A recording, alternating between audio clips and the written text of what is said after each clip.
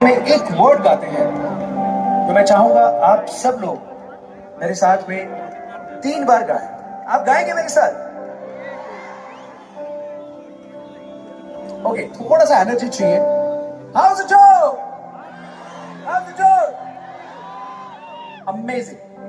आपको एक वर्ड जो गाना है वो जब मैं एडलिप गाऊंगा तब मैं आपको हिंट करूंगा और आपको वो एक नहीं दो नहीं बल्कि 3 बार गाना है और जितनी बार भी आएगा वो आपको मेरे साथ गाना है।